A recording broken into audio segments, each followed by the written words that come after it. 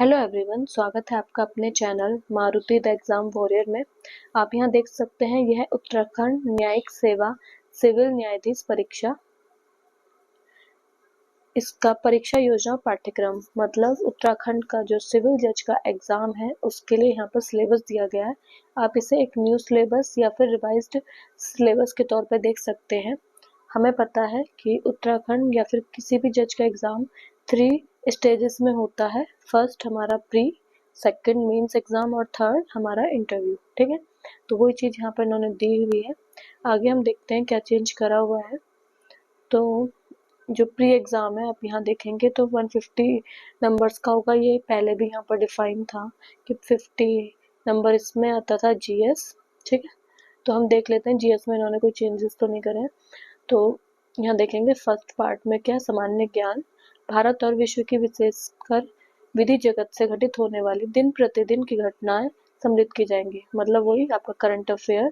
उसमें आपको पता है इंटरनेशनल लॉ आता था, तटस्थता, नवीनतम लागू विधान, विशेषकर भारतीय संविधान, विधि और विकास और विधिक मामले, और यहीं तक ही सीमित नहीं होंगे। मतलब करंट अफेयर्स वही सब चीजें जो हमने पहले जीएस में अब तक देते आ रहे हैं, वही सब लॉ, मतलब लॉ से रिलेटेड और जो हमारा इंटरनेशनल लॉ है इससे। ठीक है, तो इसमें तो कोई ऐसा खास चेंज नहीं हुआ है, 50 नंबर का ही आपका आएगा।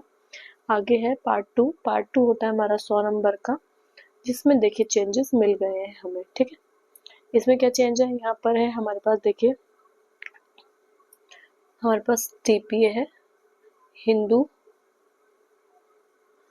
लॉ है और मुस्लिम लॉ है, साक्ष्य अधिनियम है, भारतीय साक्ष्य अधिनियम। देखिए नया वाला भी ऐड कर दिया, पुराना भी है। ये नहीं कराया उन्होंने कि पुराना हटाया है, क्या करा, दोनों को आपको दे दिया है। फिर क्या है, दंड प्रक्रिया संहिता और भारतीय नागरिक सुरक्षा संहिता, बीएनएसएस भी दे दिया है, सीआरपीसी भी दे दिया है, आईपीसी भी दिया है और बीएनएस भी दिया हुआ है। और ये क्या है, दीवानी प्रक्रिया संहिता मतलब सीपीसी भी है। तो हमारे पास टोटल कितने हो गए यहाँ पर, 3 नए और 3 पुराने, 6 तो ये हो गए हमारे।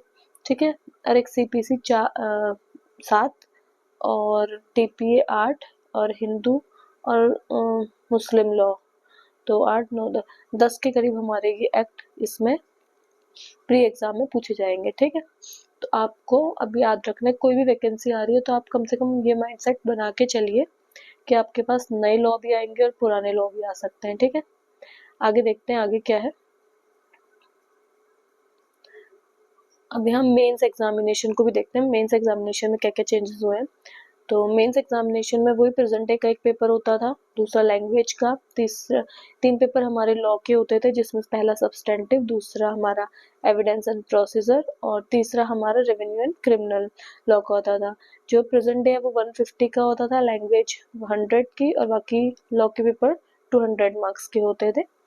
और जो कंप्यूटर का एक पेपर होता था क्वालिफाइंग नेचर का होता था, ये 100 नंबर का, जिसमें से हमें कितने 40 नंबर लाने होते थे। और हमारा वाइवा होता था 100 मार्क्स का। तो ये तो सेम है। अंदर देखते हैं सिलेबस में क्या चेंजेस किए गए हैं। अगर आप प्रेजेंट डे का देखेंगे तो इसमें ऐसा कोई सच चेंज नहीं है। और लैंग्वेज में भी देखिए वो ट्रांसलेशन है आपकी और प्रेस राइटिंग है, तो इसमें भी कोई ऐसा चेंज नहीं है। सब्सटेंटिव लॉ में आपका कॉन्ट्रैक्ट है और पार्टनरशिप है, सुखाचार है, ईजमेंट है, टॉर्ट है और टीपीए है, आपका साम्य का सिद्धांत है। ठीक है, तो वही हिंदू लॉ और मुस्लिम लॉ। ठीक है, सारे स्पेसिफिक रिलीफ एक्ट है, तो वही चीजें हैं। अब जो चेंज देखने वाली है वो है सेकंड पेपर में। ठीक है, तो इसमें दिया है इन्होंने भारतीय साक्ष्य अधिनियम। एक चीज देखिए, यहाँ पर इन्होंने भारतीय साक्ष्य अधिनियम तो दिया है जो नया वाला है, पर पुराना इंडियन एविडेंस एक्ट वो नहीं दिया है। तो आपको पुराना वाला मेंस के लिए प्रिपेयर करने की जरूरत नहीं है। सिर्फ आप अगर नया वाला करेंगे मेंस के लिए तो ये आपका हो जाएगा। आपको पढ़ना तो फिर भी पड़ेगा, क्यों, आपका वो प्री में तो आ रहा है, पर आपको मेंस के पॉइंट ऑफ व्यू से उतना डीपली नहीं पढ़ना पड़ेगा। मतलब जिसने पहले प्रिपेयर करा है उसके लिए तो चलो ठीक है, बट नए वाले बच्चों को जो पहली बार दे रहे हैं उनको तो प्रिपेयर प्री के लिए करना ही पड़ेगा।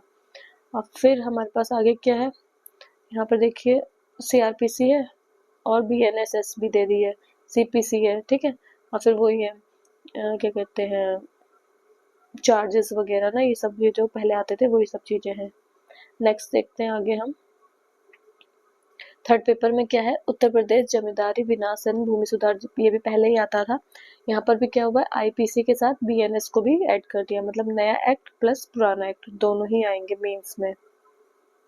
फिर लास्ट है हमारा ये कंप्यूटर वाला, ठीक है। 40 मतलब 40 मिनिमम क्वालिफाइंग मार्क है। और फिर ये 100 नंबर का आपका वाइवा है। तो आप मतलब ओवरऑल आप कह सकते हो कि जो नए एक्ट हैं वो भी और पुराने एक्ट हैं वो भी, आपको दोनों ही प्रिपेयर करने पड़ेंगे। नए बच्चों के लिए अच्छा है, फ्रेश माइंड है, वो आराम से दोनों प्रिपेयर कर सकते हैं। जो पुराने स्टूडेंट्स हैं जो पहले से तैयारी कर रहे हैं, उनको जैसे हम जैसों के लिए पुराना भूलना थोड़ा सा डिफिकल्ट हो रहा था, बट करना तो पड़ेगा। पर देखते हैं इसके साथ साथ दोनों को माइंड में रखते हुए कैसे किया जाएगा। तो इस वीडियो में इतना ही, और दोनों को एक्ट को ध्यान में रखते हुए अपनी प्रिपरेशन करिएगा कि कोई भी जो सिलेबस आए तो आपको एकदम से माइंड पे प्रेशर ना पड़े कि अरे मैंने ये प्रिपेयर नहीं करा या ये तो मैंने छोड़ दिया। तो इस वीडियो में इतना ही। अगर आपको इसकी पीडीएफ चाहिए तो आप हमारे टेलीग्राम चैनल, जो कि मारुति द एग्जाम वॉरियर के नाम से है, आप वहां से ये पीडीएफ फाइल ले सकते हैं। और मिलते हैं नेक्स्ट वीडियो में। धन्यवाद।